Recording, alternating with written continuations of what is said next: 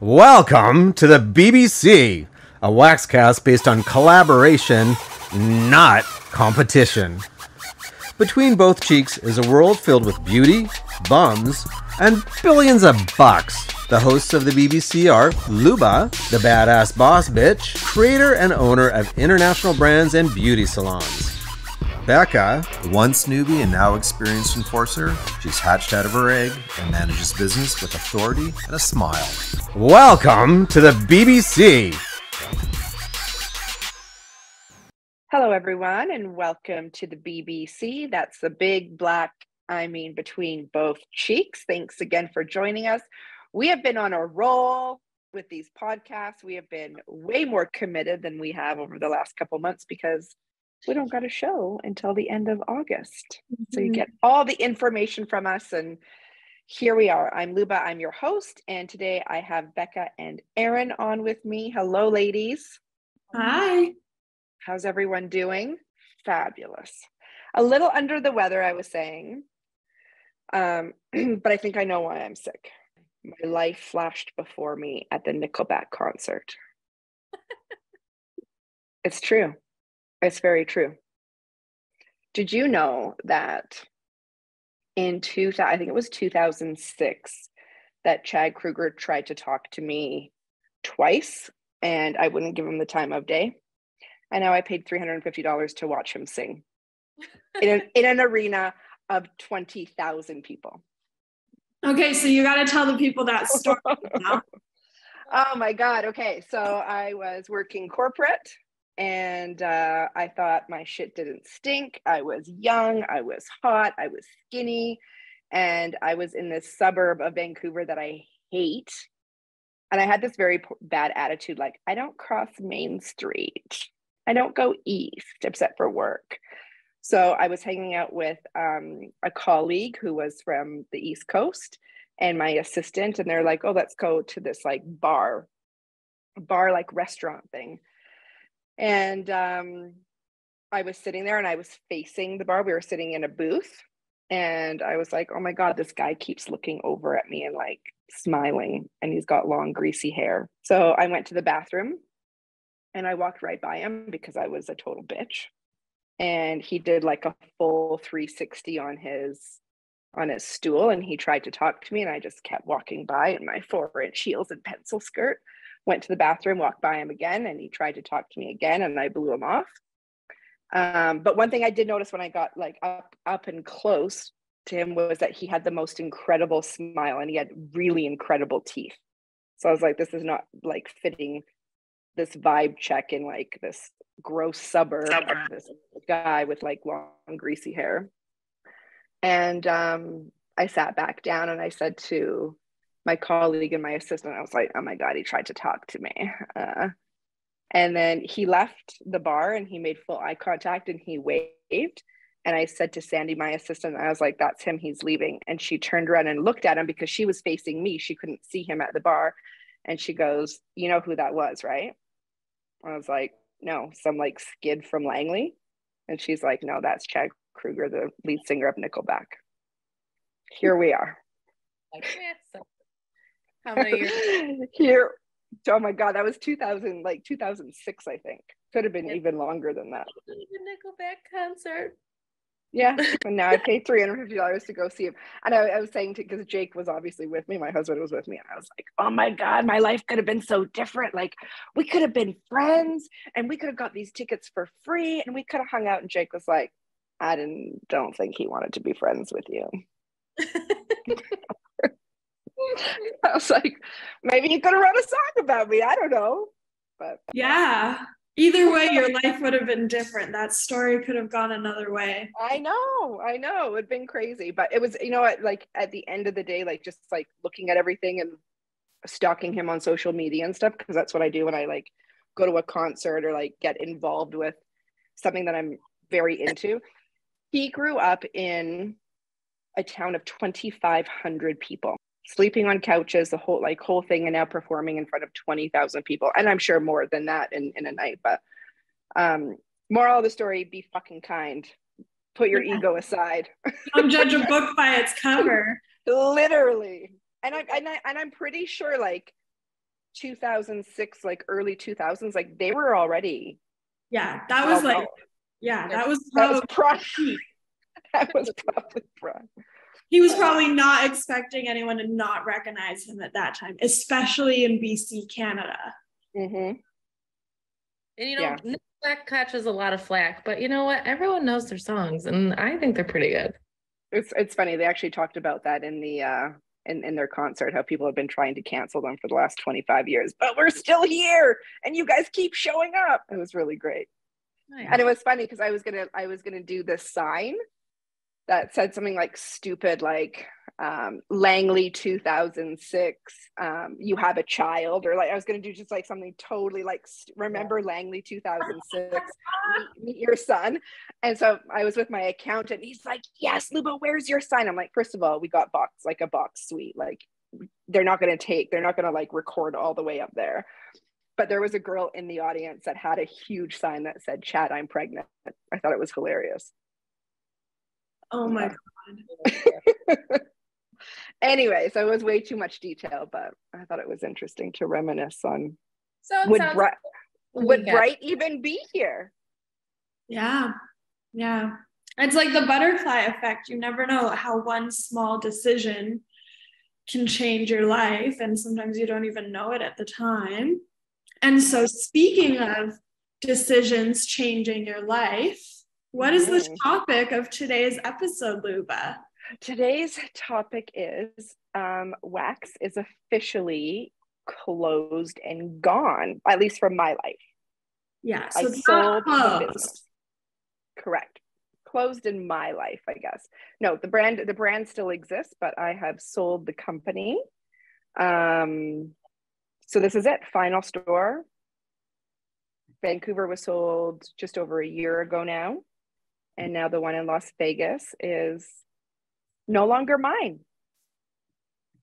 And how tell us, how do you feel about it? Well, congratulations, first of all. But thank you. Tell us how you feel about it. How was the process? I feel really good about it. People have been like reaching out like, oh my God, are you okay? But I think I've kind of been, I don't want to use the word done, but I think, again, like after the cancer and stuff, and after I put a lot of things into perspective and my health and my passion and what I want to do, it was just the best way to describe it is my heart no longer was beating for that business, right? Like it was there, it was a business. I had obviously it's been the majority of my life. Like it's been a huge, huge part of my business. And I'm grateful for the opportunity and what it taught me and what it brought and some of the people that I met.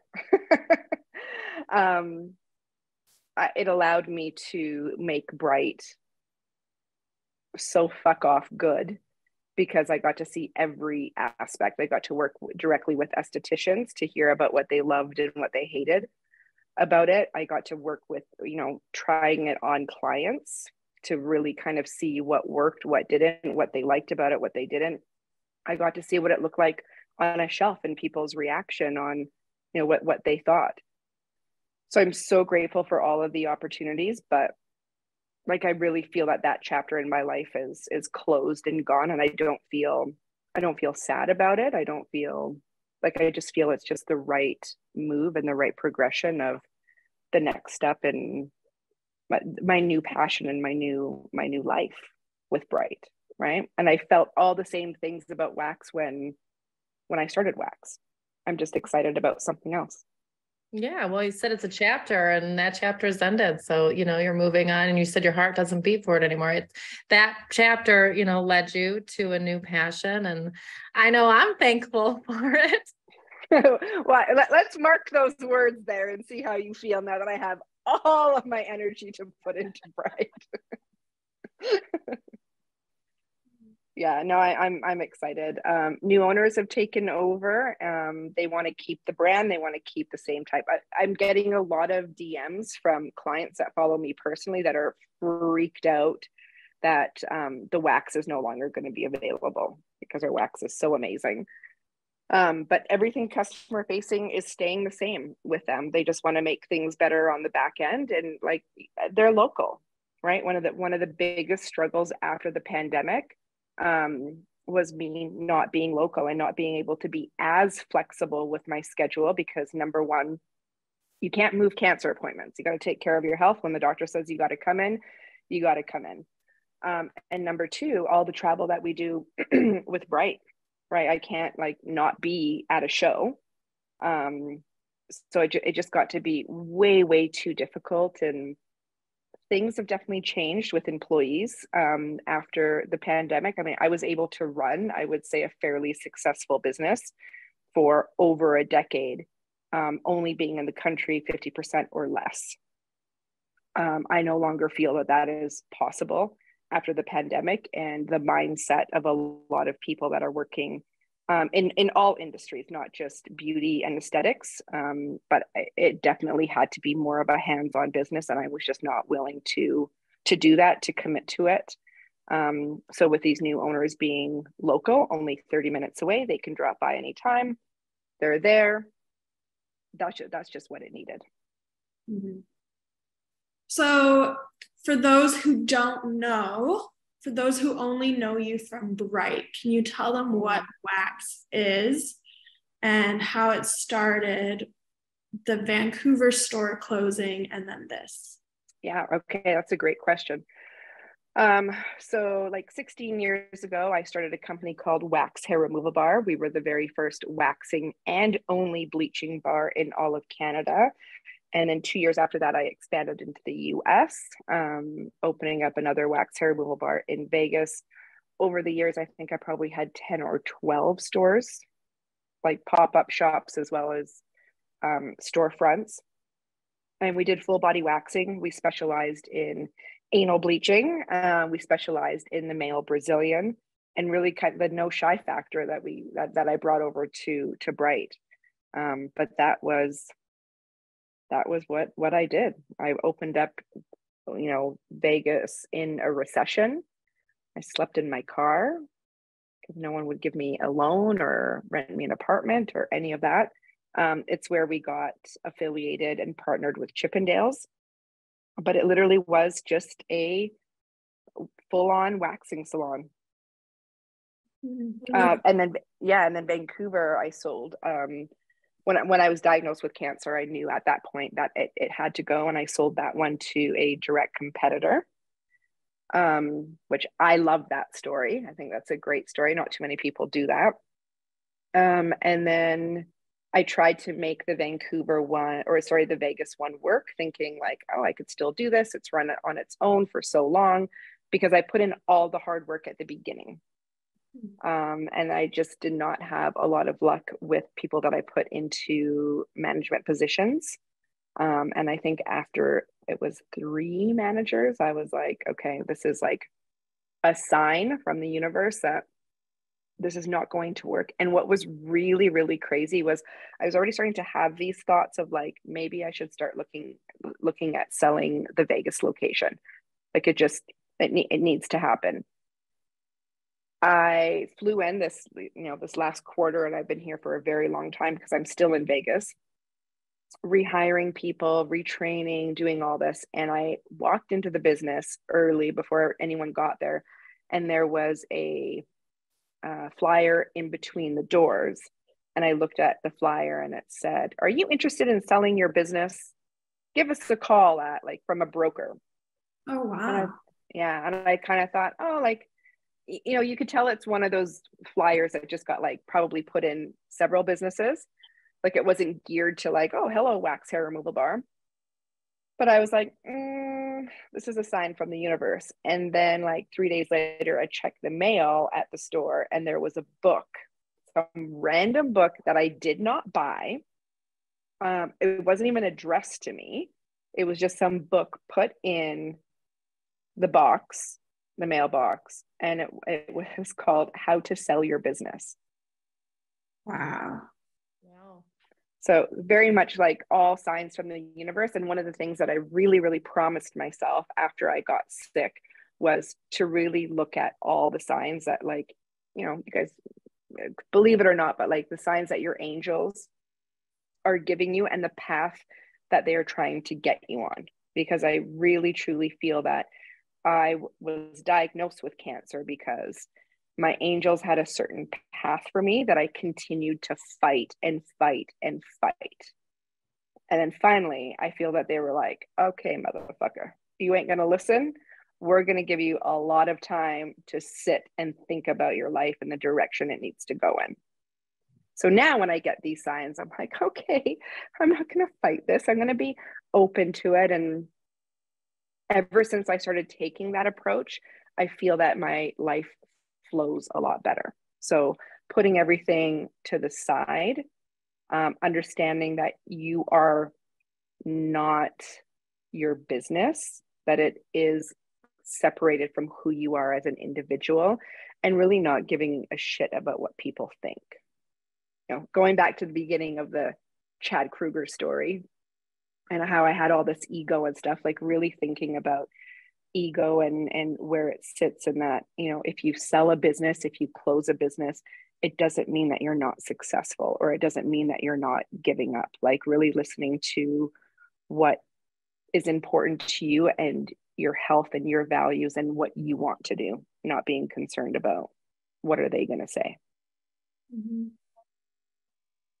You know, and you say you say it like it's a bad, you know, like it was viewed as maybe a bad thing, right? Like, here's your business, you've done this forever. People are asking if, you know, you're okay because it's changed. But at the end of the day, Luba, you as much as that part of your career led you to where you are now. You went from corporate to being a business owner to, you know, now you're being a product line owner, which is completely different from where you were. Like, you never gave up. I remember you saying, you know, I'm not going to be in, I'm very, you know, little time available. So if you need something, I'll get back to you. I'm here training all day. Or, hey, I'm closing my store this weekend because we're setting our front desk up for success. We're going to get them into the best training possible. And it's you, not ever one time did you give up. You gave your focus to both places. And, you know, that part of your career led you to this one. So it's, you know, people reaching out, asking, are you okay? I'm great. Yeah. It led you here. You're successful somewhere else, and you're going to let, you know, you're going to hand it over to somebody to be successful with what you built. So good job. Thank you. Thank you. I did have a very close friend of mine who uses the services here in Vegas. And he like pulled me aside the other night and he was like, oh my God, like, how can you not be upset about this? He's like, you know, I don't know who these people are. Like, you're literally giving them your brand. Like, you've sold them your brand that you worked so hard for. Like, I heard the stories about you sleeping in your car and doing this, and you worked so hard. Like, how do you know they're the right people? Like, how do you know that, you know, what if they're not successful, and what if the business closes? Like, how are you going to feel about that? And all I could say is, like, you said it right at the beginning. Like, I put all of the effort in. I built a brand that is recognized, a brand that is partnered with, you know, huge, massive companies that I have never been done before in the aesthetics world. I brought it to another country. I made it an international company. I created really incredible wax. And like, that is the legacy. And I'm happy to have sold it and be done with it. What happens with the brand after that? And of course, I know, and I believe, and I wish the new owners all of the success. And I do want to see it carried on, and I believe that they will. But at the end of the day, like, that chapter is closed no matter what happens. Mm-hmm. You can't sell something and then worry about what the outcome is going to be, because that is no longer in your hands. But for you, right? You're here to focus on what your passion is now. Yeah. And that, you know, my best example is, like, my heart just doesn't beat for it anymore. And like, when you're done like that, it's time to move on, right? And I talk about this even with, you know, staff, you know, the girls at Wax. I, you know, always said to them, or I said, you know, always to you guys as well, like, if you're not excited about coming to work, you need to start looking for something else. And there were definitely moments in there, because, like, I wanted to be in the warehouse, and I wanted to be on calls with Bryght, and I wanted to be, you know, doing TikToks and, you know, fulfilling orders or working on new product development. And I remember like really lollygagging in the mornings here in Vegas, like, I have to go into the store today because I have to play receptionist because someone didn't show up.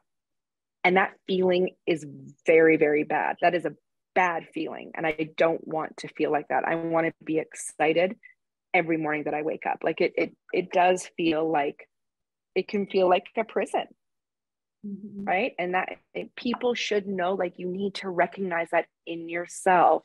You need to do something that fulfills you and something that you are excited about doing, not just clocking in and out for a paycheck. Mm-hmm. Does the store being sold feel differently than it did when you sold Vancouver? Because now like wax is gone, whereas before it was just a location. Do you feel differently? Do you feel the same? I did, because I never thought I would sell the brand. Number one, I never thought the brand was strong enough for someone to want it. Mm-hmm. Like, which is crazy. When I sit back and I think about all the things that wax has done and all the people that it's attracted and the partnerships that it had and the people that know about us and the celebrities that have, like, the celebrities we can't even talk about that we had to sign NDAs for. It's crazy that I now see it, but at that time I was like, what do you mean? Like, when the broker called me, he said they want to buy the brand. I never thought about selling the brand. I never thought anyone would want it. So at that time, it did feel weird and different. And I did have to kind of sleep on it and discuss it on how I would feel about it, because there were definitely thoughts on, like, well, what if I sell it to someone and it's not successful? What would people think of me? The people that don't know that I sold it and it's not successful, what would people think? And again, like, going back to that 26-year-old in that bar and thinking about, let go of the ego, because it's not your problem anymore. Let go of the ego. I'm not fulfilled being the owner of Wax Hair Removal Bar. I am fulfilled being the owner of Bryght. That's what motivates me. That's what drives me. That's what gets me up in the morning. So it's time to let it go. The important people that I told, or that know that it's no longer my business, know that it's no longer my business and it's sold. I don't need the world to know that I'm not the owner there. I mean, they could turn around tomorrow and make it Sean and Steph's Wax Bar. They could do whatever they want with it. Mm-hmm. It doesn't matter. So yeah, it did feel different in that initial phone call.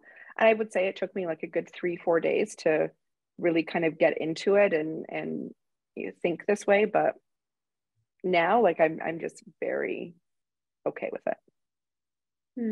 Interesting. It's funny that you say you didn't think that you could sell the brand, because I remember when you were selling the Vancouver location, because that's where I used to work as well. That's where I met Luba.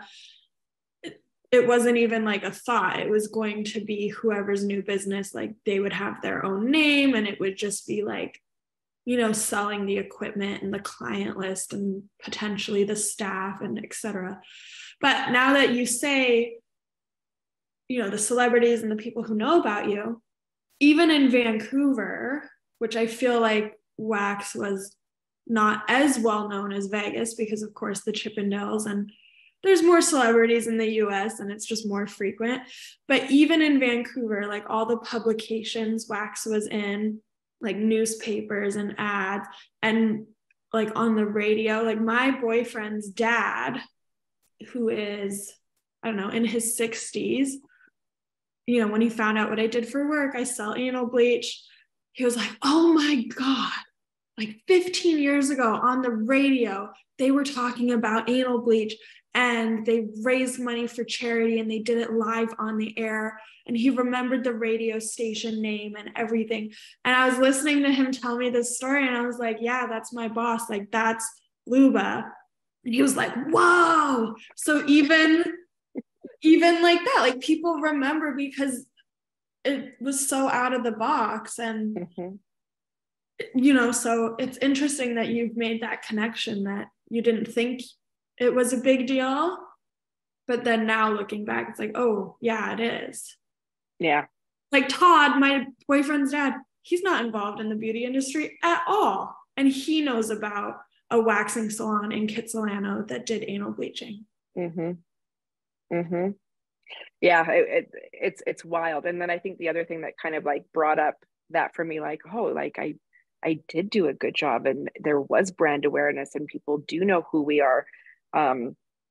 Were the clients coming in over the last couple of weeks while I was training the new owners, being like, what's happening with the product? Well, what's happening with the tea tree and lemon body wash, like the number one seller, right? Like everyone is freaking, like the clients are truly freaking out, like, well, what's happening? And that's when I was like, wow, like I created like a really great space and really great products. Like people are getting upset about it, and they're wondering if it's going to stay the same.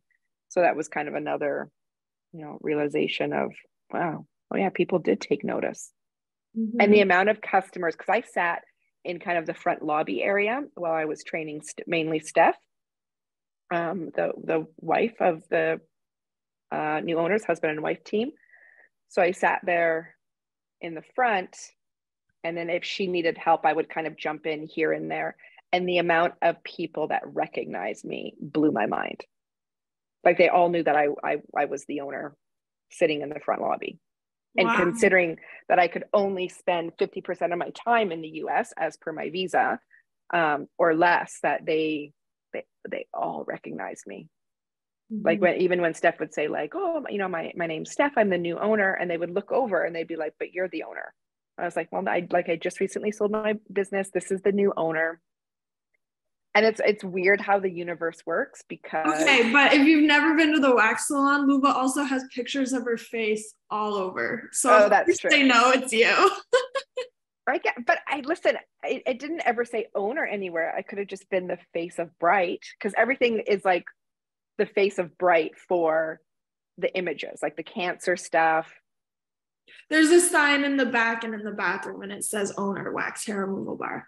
Oh, that's fair enough. Okay. Yeah. Yeah. Anyways, I thought that was weird. And then not weird, but like exciting, I guess.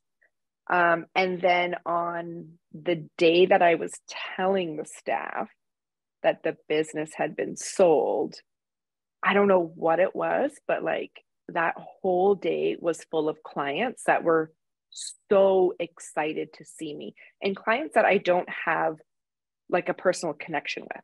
Like not that I know, they've never DM'd me. They don't have my personal cell number. Like just long-term clients that literally were like hugging me so tightly about, it's just so good to see you. Thanks for everything that you've done. I love coming here. I've been a client for 12 years. I came home and I was like, this is fucking weird. And that day is when I broke the news to the staff. It was July 1st. I broke the news to the staff at the end of the shift that the business had been sold. It was craziness. Wow. That is weird that of all the days you notice that more than usual. Yeah. So what advice do you have for somebody that wants to sell their business? How do you even begin? Yeah. Okay. So, I mean, I guess it really depends. I did it two ways. In Vancouver, I sought out two direct competitors that I felt would be the right people to take over the staff and the clients, right? Because not the brand, because it was a competitor. So I did that myself. And I loved that experience, because I got to know who the owner was for several months before the sale actually went through. The way that I did it in the US was, it was a referral through a friend with for a sales broker. And in my personal opinion, I wouldn't use a broker again. I don't know if that's fair enough to say, because I mean, if it, like, how do I want to word this? I didn't have the time to look for a buyer. Like we were so busy with Bryght that I was like, I just need someone to do this, and I'm just going to give them a cut of the sale and be done with it. I just knew that I was ready to sell the business. But my experience using a broker was not pleasant. It felt like I was in court again. I had zero communication with the buyer. I had tons of interest. The first 3 days that the broker listed the business, I had, I think, 4 or 5 offers immediately. But what was very weird to me was like, I felt in my experience using the broker is like having a lawyer, and he communicates with you and then he communicates with the client or the purchaser. And there's like no communication until I actually requested to meet these people. And then I interviewed like 3 or 4 different people that were interested in purchasing the brand. I never met with them because they never made it to like the next step. But I actually met Steph and Sean in person and had coffee with them, but my broker had to be present. So that was a really, really weird experience for me. And then literally handing over your business to someone that like, I didn't know anything about Sean and Steph, except from a 20-minute coffee with the broker. So I got to know them more and more in my 2 weeks of training with them. So that was weird. So you have 2 options. You can try to do it yourself, or you can go through a broker. My experience was better when I did it on my own. And any advice that I would have to people is, figure out why you want to sell your business. What do you have kind of on the horizon on what do you want to do? And don't hold on to something because of ego. Like if something's not making money, or if you're just not passionate about it, stop thinking about what other people are going to think if you sell it or if you close it, and think about your happiness and your well-being, because that's all that matters at the end of the day. Good. Erin, do you have any last words? I'm sitting back and just like listening to it. And for me, I view it in such a different way. Like Luba, you mentioning stuff about like, what people think, and, like almost as like if there's like a negative connotation behind it. But like for me, I know you and I know your business and, a little bit, and I know how you treat your business. And even if like you weren't passionate about it, like you still showed up every day, you did what you could to make it successful, even if there wasn't like that passion like you have for Bryght, which was brought on by this business. So it's like, I view it all as like good things. It's like you went through this part of your career and it's led you to where you are now. And you're so happy about it. And even if you like you still showed up every day, and like you're worried that people might think, oh, was she closing? No, bitch, I sold it because it did great. Great. So it's like when I view it, I'm like almost confused that I'm like, why would you even think this? For me, I'd be like, congratulations. That's amazing. Yeah. So I don't know. It's different for me, but so that's why I keep telling you congratulations, because I see the stress that it brought on having in your spread, but like you still showed up and you still did it and you still do it. And I'm happy for you. I think it's wonderful. Mm-hmm. Thank you. Semi-retired now. Can I say that? Right. Yeah, from wax. Yeah. Yeah, no, I'm very excited. I'm very, very excited. But I do think that there are a lot of people out there that hold on to things, especially small business owners, that because their friends or their family will think that they failed, right? It's a big thing too, where entrepreneurs, some of the best advice that they give is, if you have an idea, don't tell anyone until you're like 25%, 50% in business, because it's a whole like negative connotation about businesses. 75% of businesses fail, of small businesses fail. 75%. Mm-hmm. Because the thing is, you didn't fail. No. You built it and moved on. And for those people who are worried about what other people think, fortunately, like we don't pay our bills with other people's opinions. So Absolutely. Absolutely. No, I couldn't be happier. I'm very, very excited to now like dive in and do all the things that I've wanted to do. You know, it's the first time, and I could say like in my life that I'm not attached to a storefront that I need to be at. Like now I can come to Vegas when I want to come to Vegas, not because I have to put out a fire.